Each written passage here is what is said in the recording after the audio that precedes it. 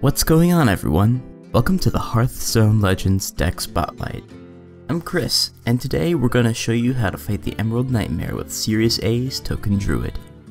This is a higher end aggro deck that relies on building the board early on with high value minions and group buffs. Easily the most important card in this deck is Living Mana, a unique and powerful card added in the recent Untitled expansion, which summons a 2/2 treant for each mana crystal you have. Series A considers having 2 copies of this card mandatory for the deck.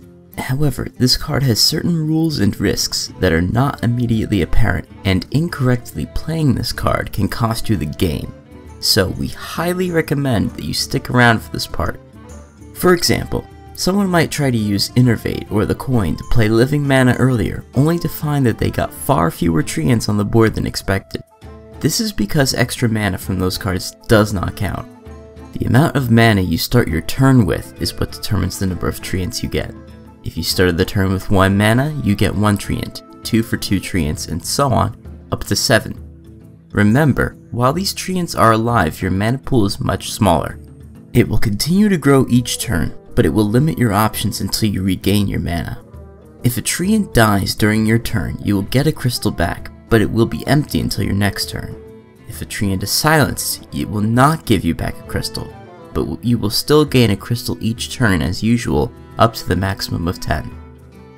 2 damage board clears like Holy Nova, Consecration, Blizzard, and Explosive Trap are the main threat when using this card, but these could be countered by pairing it with mass buffs.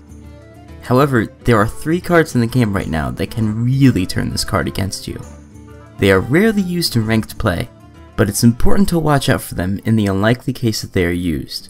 These are Vanish, Devolve, and Mass Dispel. Vanish will probably burn some of your cards and force you to pay 2 mana to put each treant back on the board, mana you will need to regenerate because none of their death rattles were triggered.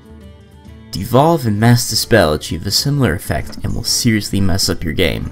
As I said, very few ranked decks use these cards, but it's important to remember that this card has serious risks associated with it that balance out its high value. For best results, use when you have more than 7 mana crystals and a mass buff ready to go. Swipe, Keeper of the Grove, and Leroy Jenkins are great for playing in situations where lethal damage is just beyond your reach. Each of these cards can be used to control the board in tough situations as well. Pantry Spider has excellent synergy with our buffs, especially Mark of Yasharj. Galactic Crawler is very handy against pirate decks, but you can also use it on your own patches or Bloodsail Corsair for that valuable boost. On the opening card draw, your choices on what to keep in your hand are very important for this deck. Speed is essential, so try to get as many 1 mana cards as possible. If you draw 2 copies of Innervate, only keep 1. If going against a warrior or rogue, keep Galactic Crawler for on-hand pirate removal. If you drew Innervate or the coin, keep Pantry Spider.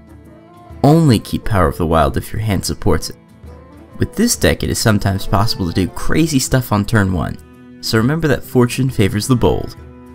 For example, if you start the game going second, you might get a hand like Innervate, Bloodsail Corsair, Mark of the Lotus, Firefly, and the coin.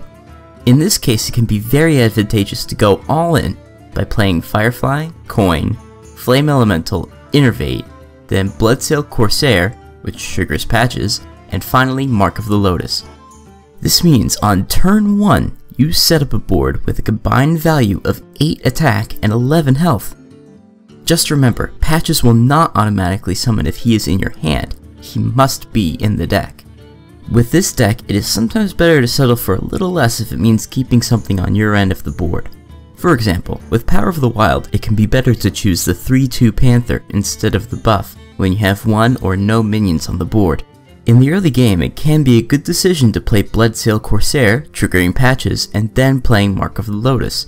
Though it isn't an ideal play, you still get a total value of 4 attack and 5 health, while spending only 2 mana. Though this is an aggro deck, you should always be mindful of the enemy board. Don't be afraid to make trades, and remember that Savage Roar isn't just for going face. Use it if you need to thin out your opponent's board, or eliminate dangerous minions like Frothing Berserker, Sorcerer's Apprentice, or Scavenging Hyena. Now let's look at some potential matchups. Since this is an aggressive deck, the key to victory is always to hit fast and hard, but a few classes present unique challenges to this deck.